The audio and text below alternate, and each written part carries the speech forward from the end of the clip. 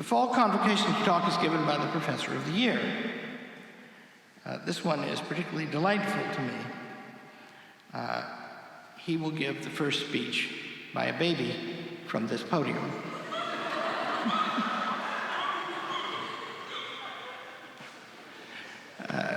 Like half the people in the county, he's the offspring of David and Janet Whalen. So you can't turn around without running into one of them. And this young man, how old are you, Ben? 35. So I've known him since he was 15. See, that was a subtraction problem. And what was he like when he was 15? Well, in one way, he's then exactly as he will be when he's 80. He's baby-faced. Also, he has that charming smile and engaging way that just makes him seem friendly. He grew up with a bunch of friends. Patrick did too. At least two of the boys did. And they're like really rough customers. They played rugby and they hurt each other all the time. And then they can sing like angels. And so, of course, there's larceny in the boy. He and four of those boys, three others, went to Europe twice and busked all over Europe and came back with money in their pocket. And I made him stand up in my house years and years ago. We've been pheasant shooting. The boy can shoot, too. And we cooked the pheasants and we're eating them. And I made those boys, they stopped by, and I made them sing, and they really could sing. And then Ben Whalen looked so dang pretty. You can see why people put a lot of money in his bucket when he was singing. He was the Whalen kid that was most noticeable. He's going to be a college professor. He just has such an open warmth for knowing things and such a ready ability to identify what is known, what is best to be known. He took up English, I guess you'd say like his daddy. And I remember he went to the University of Dallas and he went to University of Nevada, Las Vegas, where, oddly enough, there's a great English professor. I remember it was a happy day when David came in my office and said, the English department is interested in hiring Ben for a one-year appointment. I said, that's the most wonderful news. And he said, wonderful. And I said, yeah. I said, you came to tell me that you can't be involved in that. And that means that that boy belongs to me. And then sure enough, later they wanted to make him stick around here. And then sure enough, later he won the Professor of the Year. He is a golden young man. Ben Whalen, Professor of the Year.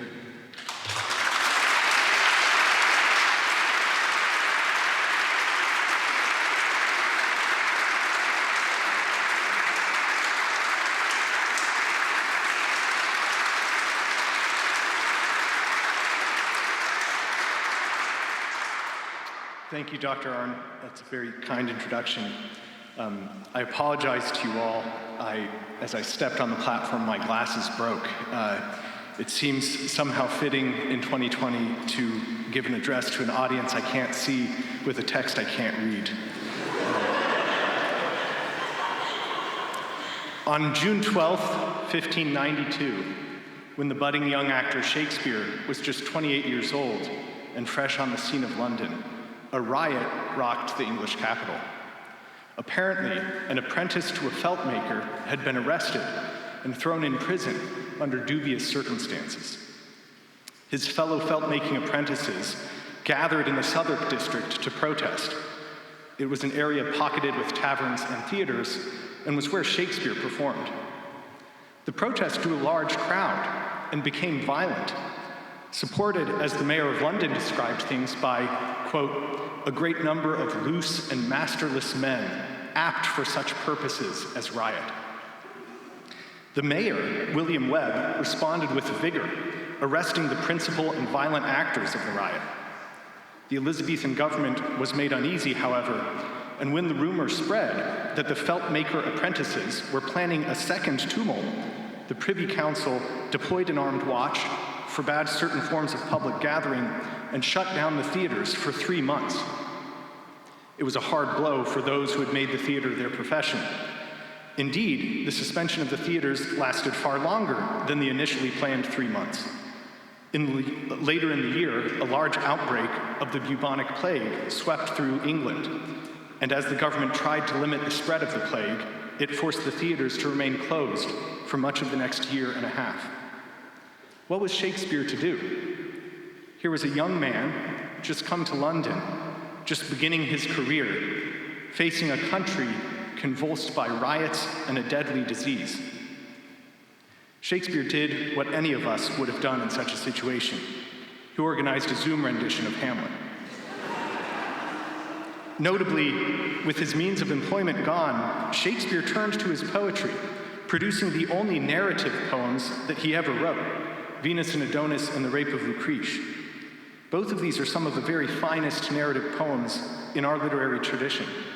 Venus and Adonis, a playful meditation on love and desire, while The Rape of Lucrece is a serious examination of the nature of suffering, the abuse of power, the foundations of human government, and ancient Rome's transition from monarchy to republic. We probably would be willing enough to excuse Shakespeare had the plague, with its many deadly terrors and surely daily nuisances and worries, occupied all of his attention and prevented him from writing, or at least writing well. We probably would be willing enough to excuse Shakespeare had his imagination been occupied by visions of hordes of felt-making apprentices pouring down the streets, felt in hand, ready to light it and watch London burn. Indeed, it is rather remarkable that although waves of the bubonic plague swept through England several times during Shakespeare's youth and adulthood, for instance, the year he was born, it killed 1 out of every 5 people in his hometown of Stratford, 1 out of 5. Shakespeare rarely mentions it in his works. It is surprising, even perhaps a little odd, to find how little notice, how little attention Shakespeare seems to give to this deadly disease. It's almost as if Shakespeare is calling us to look at other things, higher things, than the banal facts of disease and death. And it's not that Shakespeare is an escapist in his poetry, nor is he a blinded idealist. As I mentioned, he wrote about suffering extensively.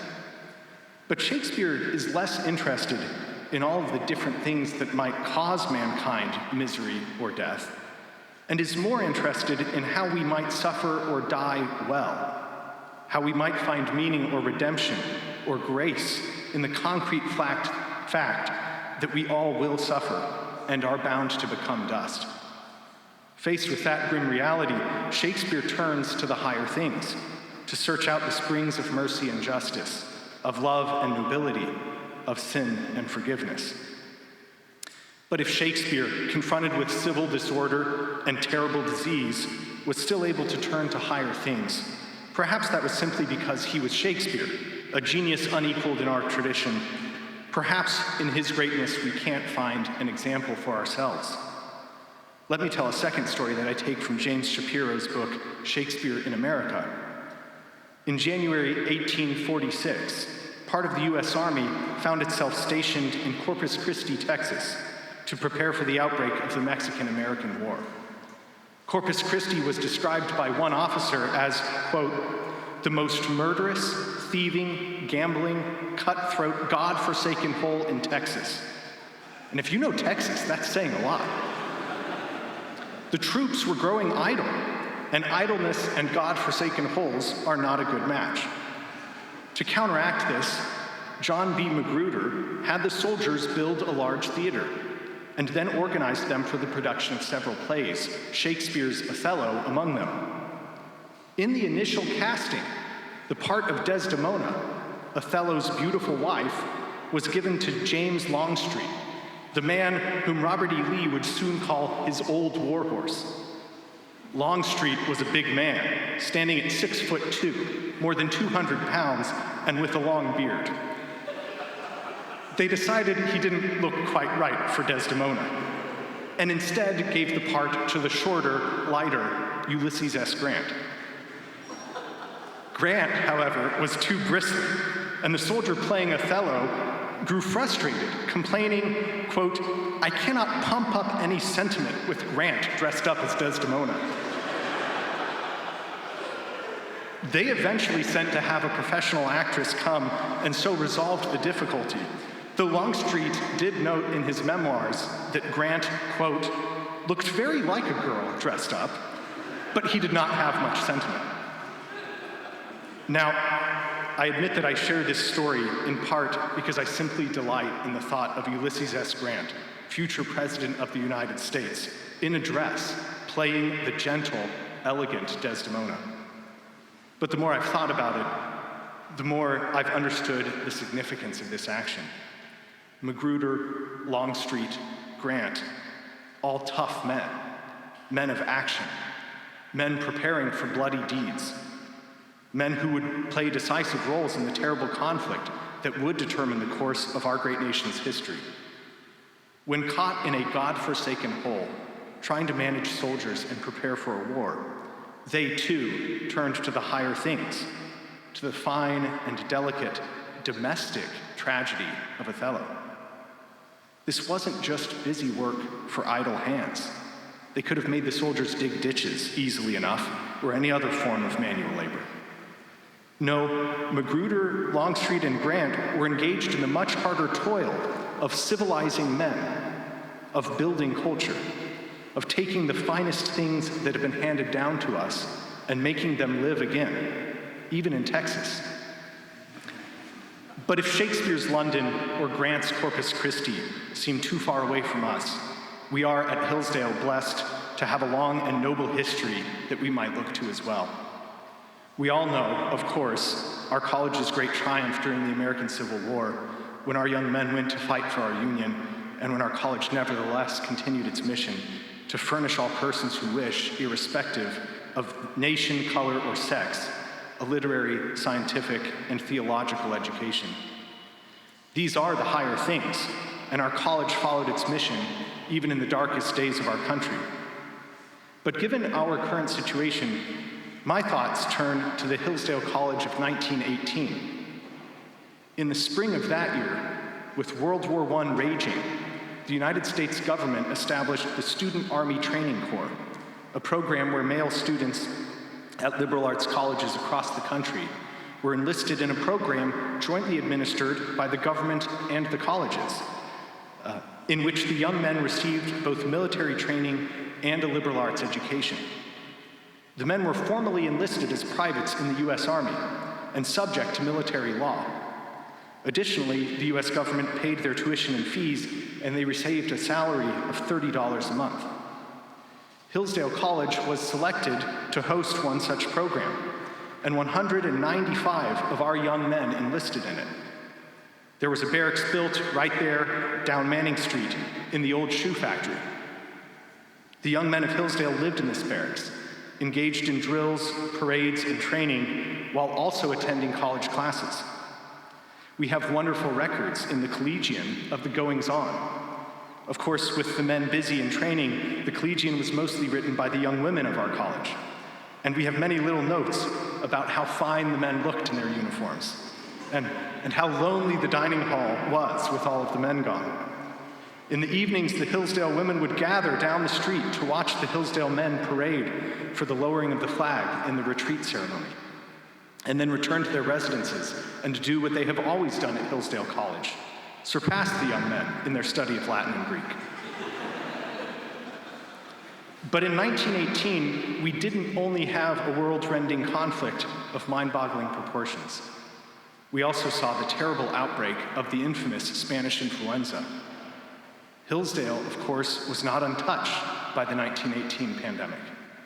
Students became sick, and one of our students, a young man in the temporary barracks of the Student Army Training Corps, died of the virus in December of that year.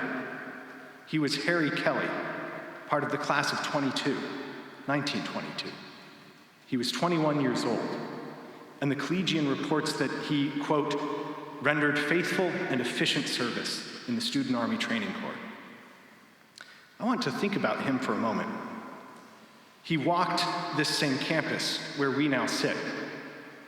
He saw these same hills. I have trees in my backyard that are much older than he was, and that he might have seen or sat under had he strolled past the hungry Howies of yore onto Norwood Avenue. Why was he here? What was he doing? Why, with the world falling apart in disease and war, did a young man come to Hillsdale College to enlist in the Student Army Training Corps and study both soldiery and the liberal arts? Why did he do this, risking his very life, which he duly paid? Why did the young women of the college attend, despite the conflict and the influenza? Why study Latin or Shakespeare or physics at such a time when there are so many more pressing and practical concerns? Our studies here point beyond and above the quotidian mess of conflict and disease that is the constant companion of mankind. It isn't that we ignore or dismiss the suffering that conflict and disease brings. These are real aspects of our existence, and we must exercise prudence and fortitude in confronting them, as well, I think, as praying for the gifts of faith, hope, and charity. But we must never be governed wholly by them. To have one's actions finally determined by conflict or disease is to be subject to them, to become slave to them. The free man or woman, the liberally educated man or woman, retains always the sense of that which is higher and finer, those permanent things, those transcendent truths that rightly order our existence and give our lives meaning, even in the face of suffering. And so, friends, I can only end in expressing my thanks and admiration. I am deeply grateful to our administration, to our students, and to the faculty and staff. Despite the tremendous headwinds we have faced as a college, we continue to pursue our mission and the great good of the noble endeavor we are engaged in with vigor and courage. I have never been so proud to be a part of Hillsdale College as in this year, in these trying times. Thank you.